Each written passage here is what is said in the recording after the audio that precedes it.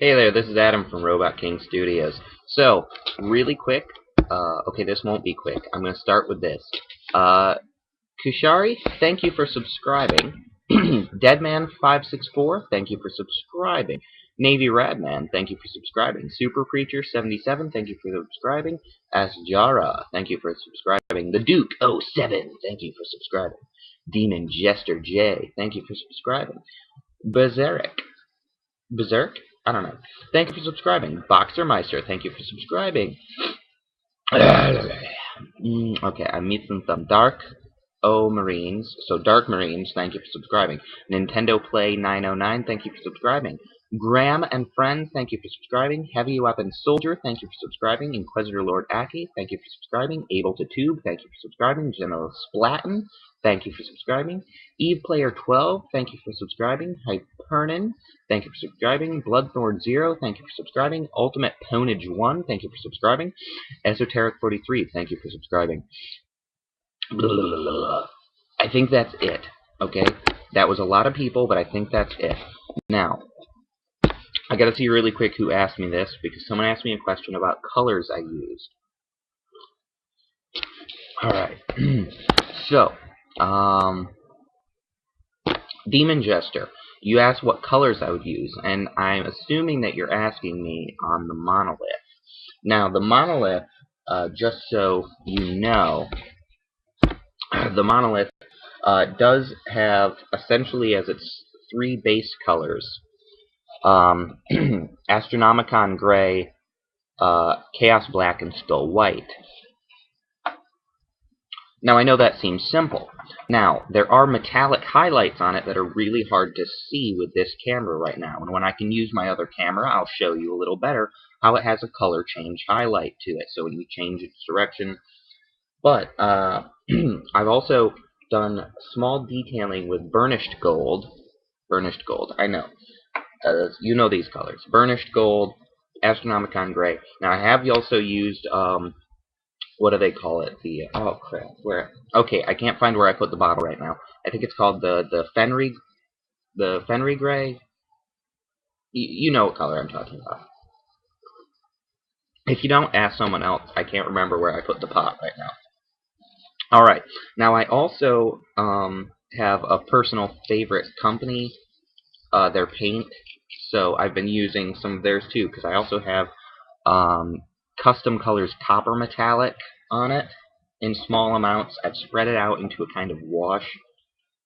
Transparent Organic Green, also from Custom Colors. Now, Transparent Organic Green, it's kind of like a reflective green wash.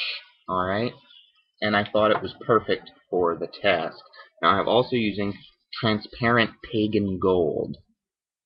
Again, this is kind of like a wash from Custom Colors. The Transparent Pagan Gold goes on with almost no actual color of its own, but it sits and gives depth of color, but it also has a reflective quality to it.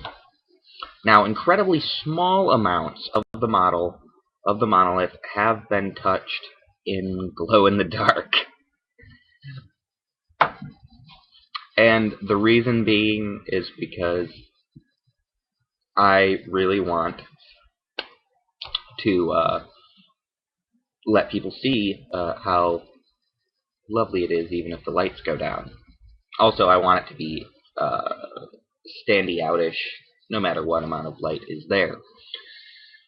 So, I hope that helps.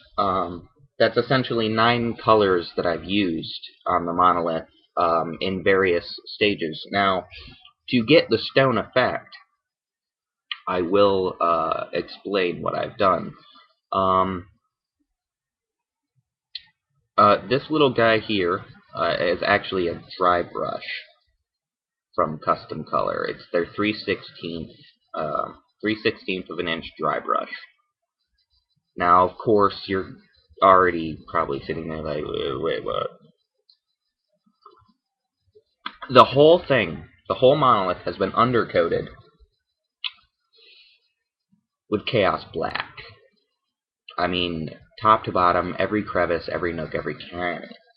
Then, I have covered it with a coat of Astronomicon Gray.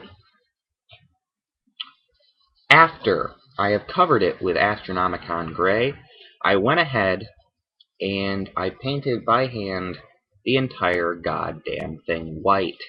Skull white. And as I was looking at it, I said, "Ooh, this is bright and shiny and white. I love it." I said to myself, I have a better idea. Because I was planning on kind of using stone and bone as the theme for my army. So I went ahead, I went back, and I put a small amount, just a tiny amount, of paint thinner on my brush.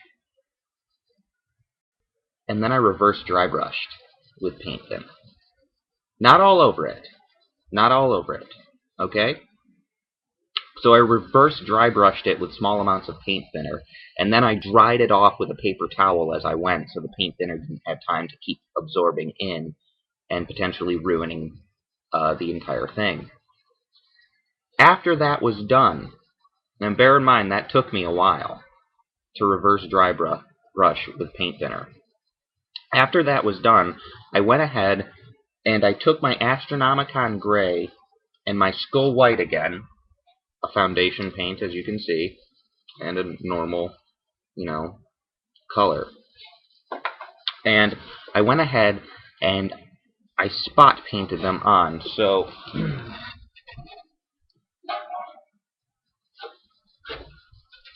after I had reverse dry brushed, I went ahead with my paint of choice and I would touch just little areas and almost like, just lots of, and I would spin the brush as I did it. So I would put it down. Can you see that? I would spin and it would come off. Down, spin, come off. And I did that on all sides, top, bottom, everything. My cat got some hair on here. Alright, and then I made my metallic wash. Now, if you see, do you see how that one area gets dark and light as it moves? That's from the wash that I made, the color changing wash. Now, once I mixed the glow in the dark, transparent pagan gold, transparent organic green, and copper metallic. Now I did use small highlights on it, but I also went ahead and I mixed those together. I added them into a big pot, mixed it together, and I put it in my airbrush. And I sprayed certain areas. So as you'll see, watch. There's more light in here right now. Do you see that? Shimmer and shine and movement. Because look at it straight on. Oh! Shining white slightly. Oh! See? So, depending on which direction you look at it, it becomes all sorts of different colors. Ooh, shining whites. And I know it's hard to see. Do you see some of that? Now I gotta fix this here because I forgot to remove more of the extra white that was down there. But once I fix that, it'll really look a lot better. There's a couple other spots I have to fix where the white got a little thick still. Where the white is a little thick still. But, it's looking nice, isn't it? So I'm gonna, obviously keep working because I want it to be really nice. The top has been treated essentially the same way, but I left a lot more white on top. Because once I get the arc pieces on top, I really wanted like this to still be pretty one solid color because I'm going to build a new arc chamber in here. with various rods coming up. It'll look nice, trust me. Alright, so, I hope that helped, and I wish you a good day. This is Adam for RobotKingStudios, and thanks everybody, and bye.